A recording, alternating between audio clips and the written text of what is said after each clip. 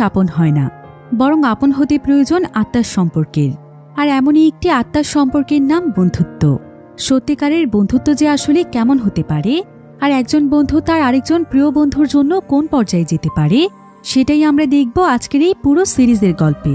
তাহলে চলুন ঘুরে আসা যাক নেটফ্লিক্সের সবচাইতে আলোচিত সিরিজ উইক হিরো ক্লাসের গল্পে।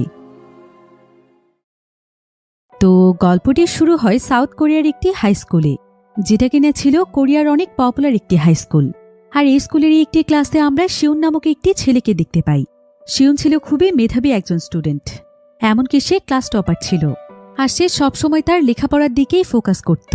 কিন্তু ছোটবেলা থেকেই শিউন অনেক চুপচাপ স্বভাবের।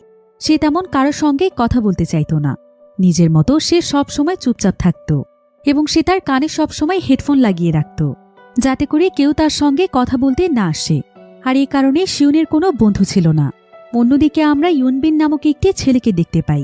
ইউনবিনও শিউনের মতোই মেধাবী ছিল, তবে সে সবসময় শিউনের পরের পজিশনে থাকত। তখন সেই বেসবল টিমের ক্যাপ্টেন তাদেরকে জানায় যে সুহু নাকি তার গার্লফ্রেন্ডের সঙ্গে ফ্লার্ট করেছে।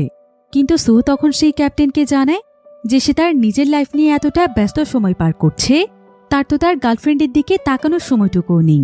সে তো ক্লাসরুমে ঘুমিয়েই কুল পায় না, তাহলে সে কখন তার গার্লফ্রেন্ডের সাথে ফ্লার্ট করবে?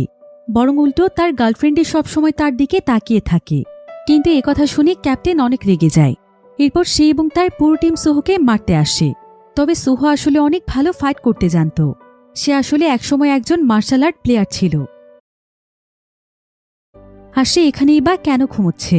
তো সেদিন আবার তাদের সবার ফিজিক্যাল ক্লাস ছিল। তো শিউন সহ বাকিরা যখন মাঠে চলে যায়, তখন ইউনবিন শিউনের ইউনিফর্ম একটি ডাস্টবিনে ফেলে দেয়। এরপর তারাও মাঠে প্র্যাকটিস করতে চলে আসে। সবার প্র্যাকটিস শেষ হলেও শিউন মাঠে দৌড়চ্ছিল। তবে শিউনের দৌড়ানো দেখে ইউনবিন এবং তার সঙ্গীরা তাকে নিয়ে মজা করছিল এবং তাকে অনেক আজেবাজে ভাষায় গালাগাল দিচ্ছিল, যেটা আবার পাশ থেকে সুহু শুনতে পায়। এরপর সুহু তাদের সবাইকে বলে, তোরা শিউনকে নিয়ে কেন আজেবাজে কথা বলছিস? ও তোদের চাইতে ট্যালেন্টেড বলে এমন করছিস?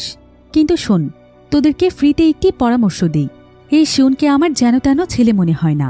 ওর চাহনি